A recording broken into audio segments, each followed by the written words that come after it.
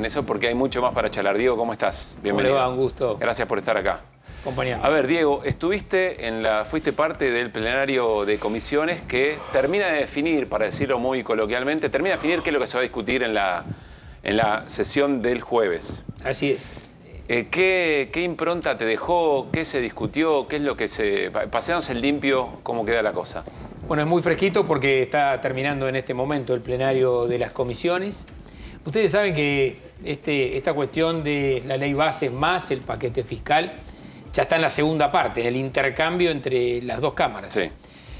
Y que se ha consagrado una especie de, yo diría, una especie de estafa al Senado, a los que votaron, senadores que votaron. ¿Por qué? Porque el gobierno, cuando negoció el texto, todos se acuerdan de esa etapa, revoleando embajadas, directorios, todo tipo de beneficios para quienes votaban como el gobierno quería, pero inmediatamente se dio vuelta el gobierno e intentó llevar al recinto un proyecto que no era el que había sancionado el Senado, sino otra cosa, el original. Y eso generó un estrépito en todo el sistema parlamentario. Nosotros lo planteamos el primer día. Si se va a estafar al Senado en los acuerdos generados allí, de todas maneras una parte de esa estafa queda presente. ¿Por qué? Porque insisten con otra vez restaurar el impuesto a las ganancias y bienes personales que había sido quitado por el Senado. Pero no hay una diferencia ahí porque, a ver, lo que el gobierno termina aceptando, incluso porque le piden algunos radicales que acompañaron la ley base, le dicen, no, pará, las privatizaciones de Correo Argentino, Alianzas Argentinas y los medios públicos, eso déjalo afuera. Eso es cierto que si hubiera insistido el gobierno hubiera traicionado esos acuerdos. Ahora, ley bases y ganancias, lo que dice el gobierno es, ahí no hubo acuerdo, razón por la cual se rechazó, vamos a insistir en diputados. Bueno, lo que hay allí entonces es volver a tratar un tema que ya el Senado rechazó. Digo, o una cosa sí, o la otra. Lo que no lo hizo como otras con una mayoría calificada. Hay dos que sí fueron rechazados, el tema previsional. Así es, con 2 tercios. Con 2 tercios, y no lo lograron. Entonces hay una discusión, porque creo que hay un antecedente del 95, no sé qué año es, sí, que dicen, sí, hay una vez que se volvió para la otra Cámara y se dio vuelta. Entonces están por esa línea, es así. En el caso de la moratoria previsional es lo que vos planteás, clarísimo. En la moratoria previsional se eliminó, no se trató, por lo tanto no sabemos con qué mayoría se aprobó, porque no se aprobó. Pero el rechazo fue por una mayoría calificada. Entonces, en este caso, estos dos, digo, acá hay una cuestión de los partidos políticos, porque si el radicalismo dijera esto no corre, digo, acá están no solo el gobierno haciendo esto, sino algunos partidos.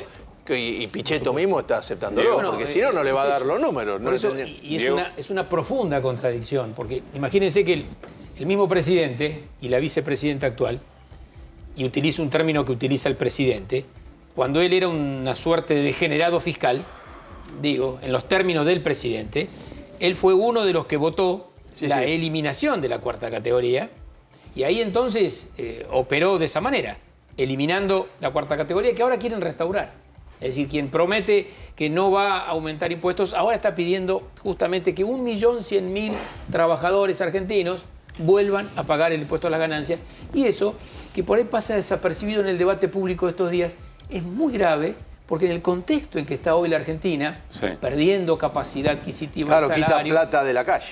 Esto es volver atrás y es quitar plata al consumo, al desarrollo. Ahora, para cerrar el tema ganancias y bienes personales, evidentemente el oficialismo y la oposición que dialoga o que negocia, tiene los votos como para insistir en esto. Esto que tiene un destino de amparo, de ir a la justicia, de judicializable. Nosotros estamos planteando que no se puede tratar algo que ha sido rechazado, porque estamos en el plano de una ley ómnibus, que son varias leyes en una. Ustedes saben que esta ley tenía 696 artículos, la ley de bases. Esa es la anomalía, digamos. Esa es la anomalía. Aquí hay un título completo que fue eliminado o rechazado por el Senado, y en ese caso debería no volver a tratarse. ¿Por qué? Porque es por un año que la Constitución te dice que hay que despejar la agenda legislativa, que no hay que acosar a la otra Cámara con algo que ya ha sido rechazado. Y esto es lo que nosotros planteamos de Unión por la Patria. De todas maneras, el impacto para la gente, que es lo que realmente importa al que hoy está mirando y viendo, esto le va a impactar en su salario fuertemente si se aprueba esto, que no solo el gobierno, sino que también los aliados o los que conversan fuertemente con el gobierno, aprobarían de volver a restaurar la cuarta categoría de ganancias, impacto para 1.100.000 trabajadores. Las provincias del sur que tienen diputados, esos no querían porque todos los que son las provincias petroleras le saca plata a toda la gente.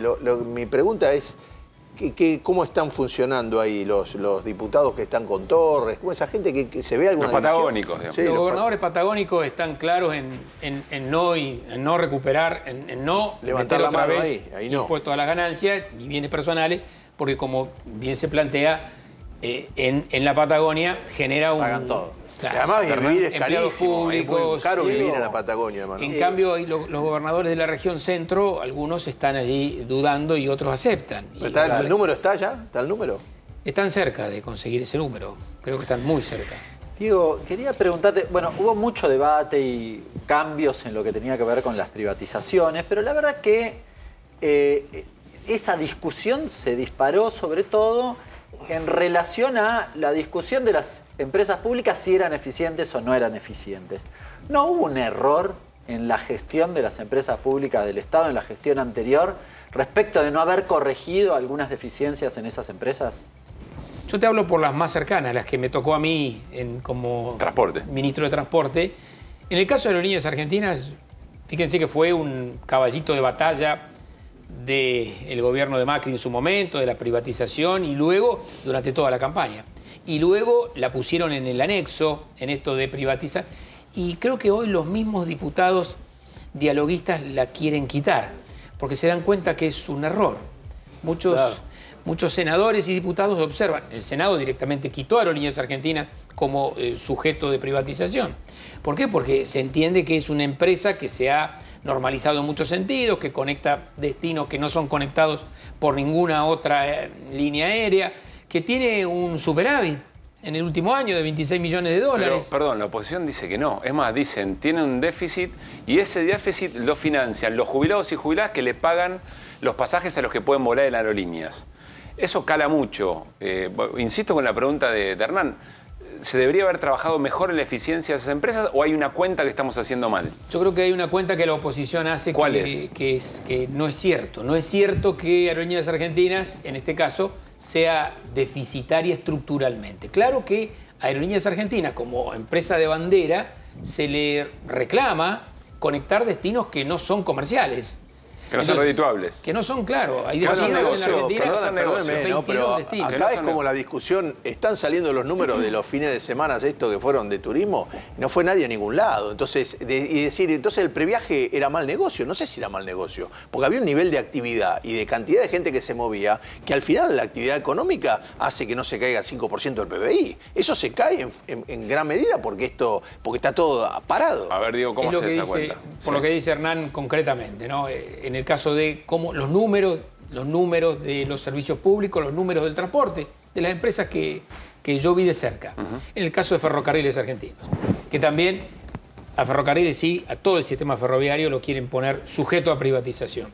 La verdad que ya lo vimos esto, así como vimos cuando Aerolínea fue privatizada y vendieron 22 aviones en 3 semanas y vendieron los principales inmuebles que tenía Aerolíneas Argentinas en el mundo, y el gobierno terminó pagando salario y combustible porque se destrozaba el sistema, en este caso de la aerolínea de bandera. Nos pasa algo parecido en el tema ferroviario. El sistema ferroviario, por supuesto, que requiere de inversión pública. Ahora, eso no es déficit, eso el sistema ferroviario siempre te devuelve. ¿Cómo te devuelve? Te devuelve en conectividad, te devuelve en baja de fletes. Esa es la cuenta que no se hace, digamos. La cuenta de la economía que no hacen los ortodoxos, que no entienden que en el mundo entero está subsidiado el sistema ferroviario. Hace no muchos días estuvo acá Sacia, titular de uno de los gremios básicamente ferroviarios. El gremio no movilizó, por ejemplo, el día de la ley bases. Y además reivindicó la decisión del gobierno de declarar la emergencia en materia de trenes. ¿Cómo se compatibilizan esas dos cosas? Bueno, la verdad que la emergencia, después de lo que pasó, el choque de trenes en Palermo, que hoy termina definiéndose que fue un problema de no mantener de no resolver por más de 10 días, mucho más de 10 días, la cuestión de los cables que habían sido robados. La verdad que no tienen otra cosa que crear la emergencia si no van a invertir. Si no se propone el gobierno invertir en el sistema, por supuesto que lo que tiene que hacer es decir, me declaro una emergencia. Cosa que no se ha querido hacer durante nuestra gestión porque permanentemente estábamos siguiendo el sistema, invirtiendo en el sistema, proponiendo restauración de servicios en toda la cuestión. Digo, los trabajadores ferroviarios lo saben muy bien.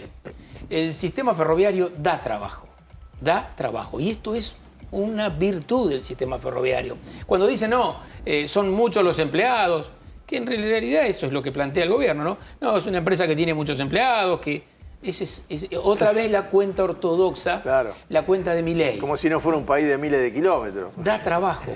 Y dar trabajo en el mundo entero, el sistema ferroviario. Diego, la última, y te liberamos, así puedes llegar a atender un asunto muy importante. Está claro. El jueves, probablemente Milei, Francos dijo, bueno, no es la ley que hubiéramos querido, es decir, reconoce que le hubiera gustado otra cosa, pero Milei de alguna manera va a gritar gol, y le va a gritar un gol al Fondo Monetario, decir, mira, acá tengo el apoyo político para las reformas estructurales. ¿Ese gol estará bien gritado? ¿Crees que aún con la ley de bases aprobada y el paquete fiscal, el gobierno sale tocado políticamente por alguna razón de todo este proceso? ¿Cómo lo evaluás? Yo creo que esta ley ómnibus es una ley muy devaluada. O sea, llegan los retazos de esa ley, de esa pretensión que tenía el gobierno. El Fondo Monetario y las principales consultoras económicas del mercado, como lo plantea el gobierno, ya sabe que la ley va a salir. Ya lo sabe desde la media sanción del Senado. No ha generado eso ninguna euforia de mercado, al contrario. Los números de estos días son números que cada vez generan más preocupación en todo el sistema. No creo que esto sea, no sucedió. Lo que va a salir es una ley, sí, bastante devaluada. Ellos pueden plantearlo como un triunfo. La verdad que el sistema hoy va a ser casi simbólico. Lo que va a salir es una ley simbólica. Pero que tiene capacidad de... a ojos de la oposición, capacidad de daño.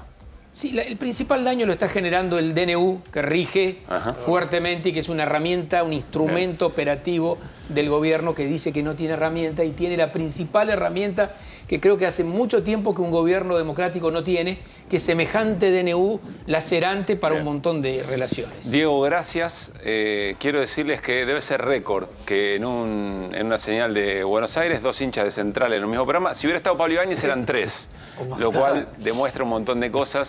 Nos encontraremos en alguna platea. Diego, gracias.